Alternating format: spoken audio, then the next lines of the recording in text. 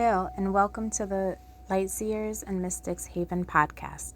I'm Erica, an intuitive tarot reader, energy worker, and seeker of cosmic wisdom.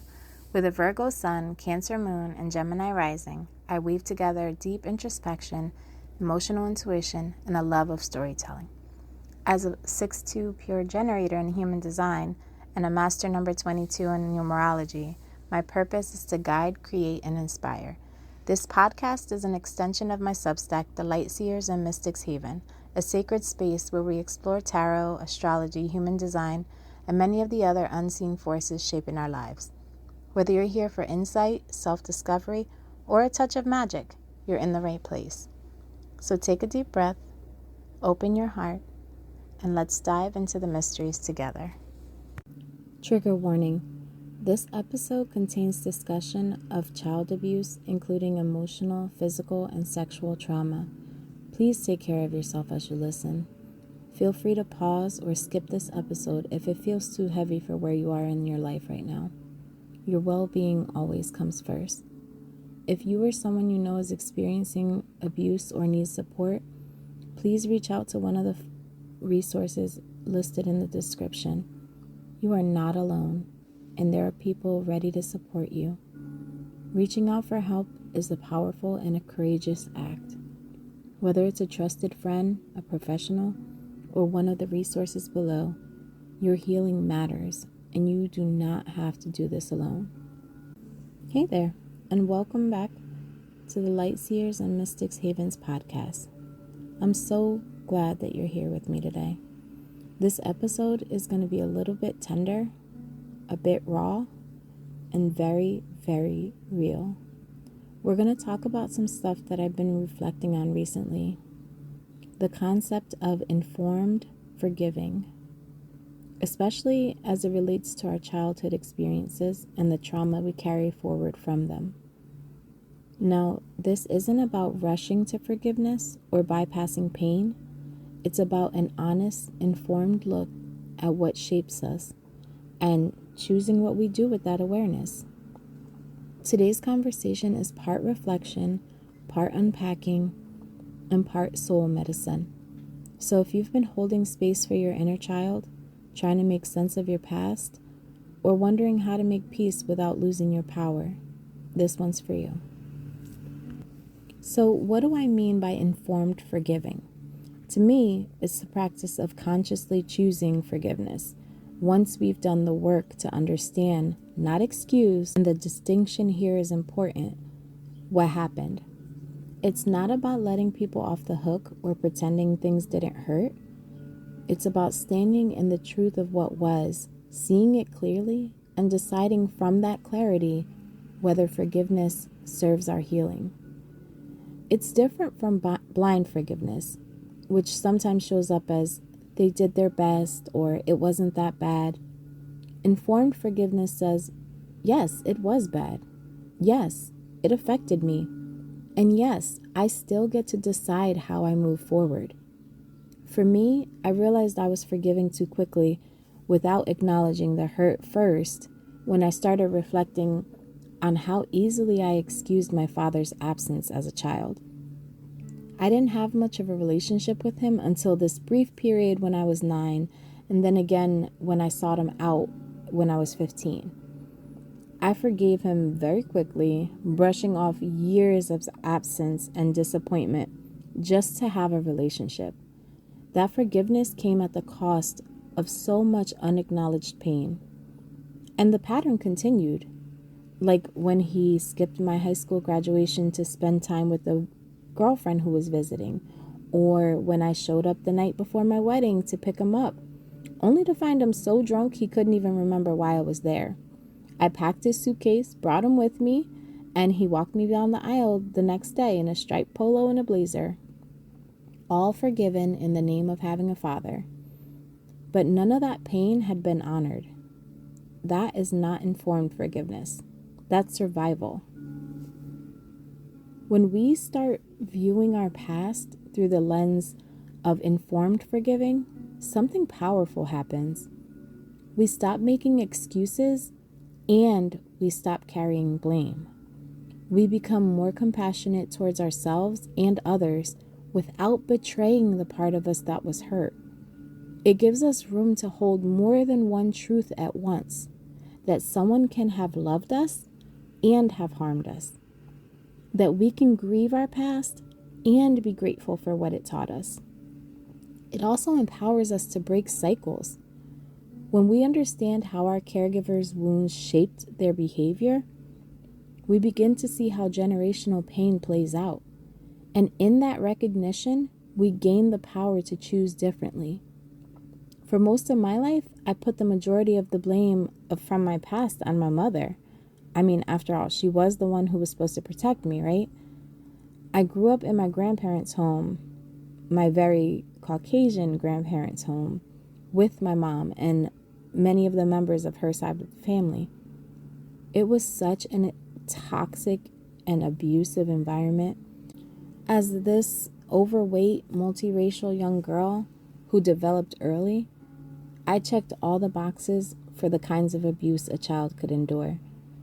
I was verbally and emotionally bullied about my weight and my ethnicity, and this was by my own family, my uncle, my grandfather, and even at times my mother.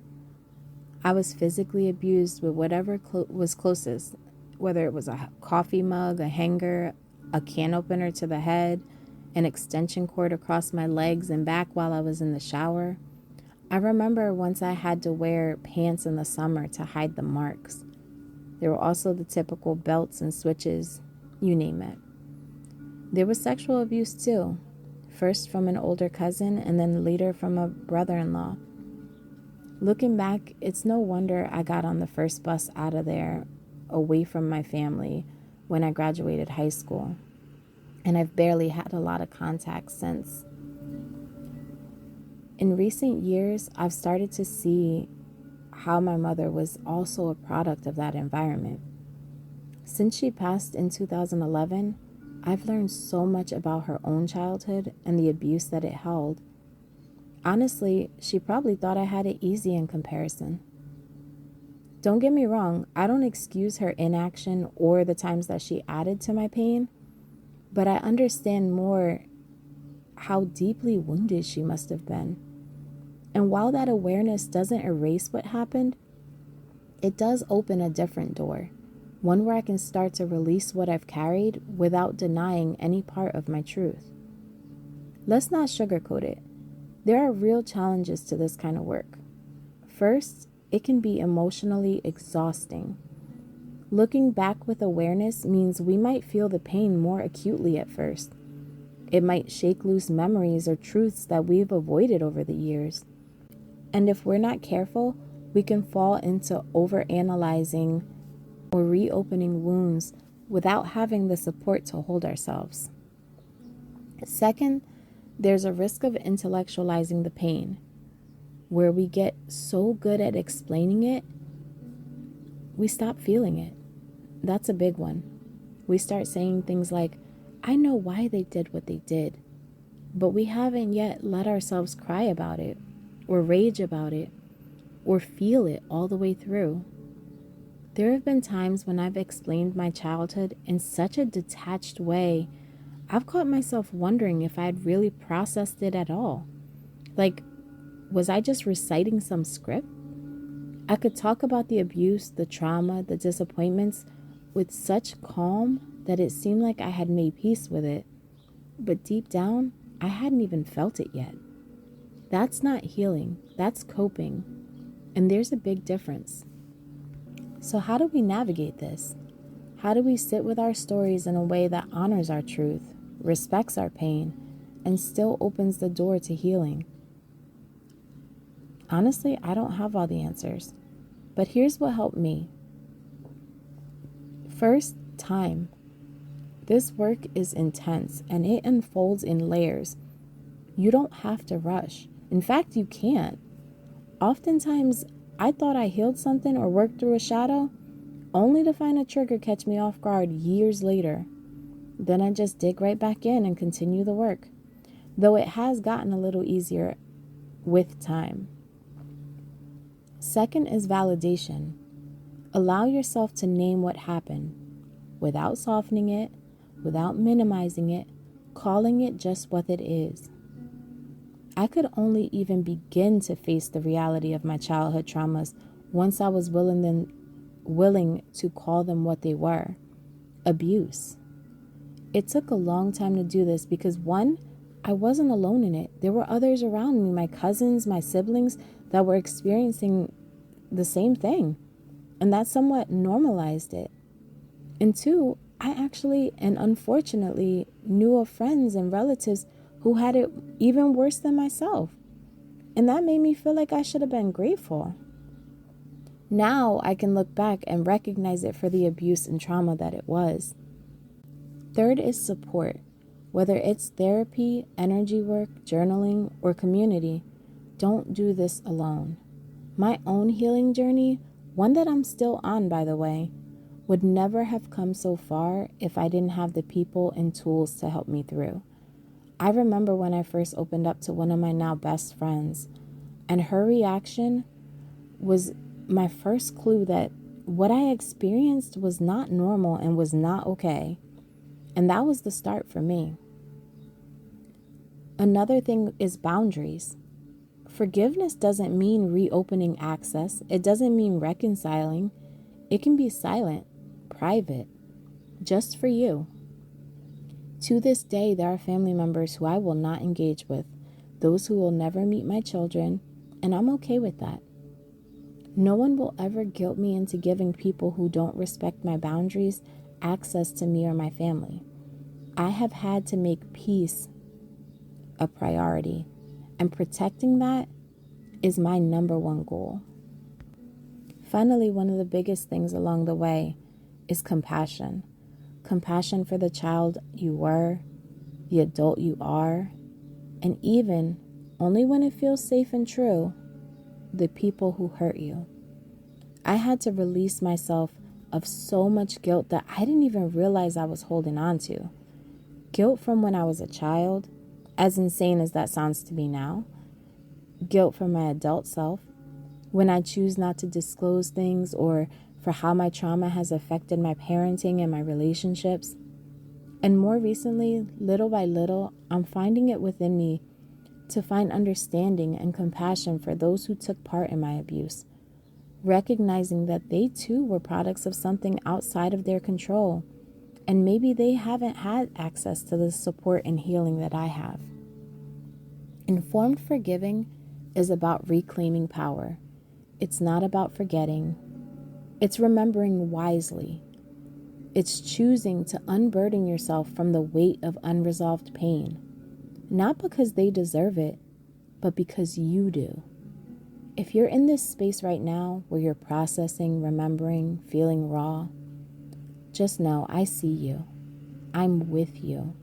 And I believe so deeply in your healing. Thank you for holding this space with me today. If this episode resonated, I'd love to hear your thoughts. And if you feel called, share it with someone who might need this message. If you're finding this podcast helpful on your journey, be sure to subscribe and stay connected through the socials in the description below. There'll be more insights, more conversations on self-growth, spirituality, and healing in all areas of life. Until next time, be gentle with yourself. You're doing the deep work, and that is nothing short of sacred. Merry meet, merry part, and merry meet again.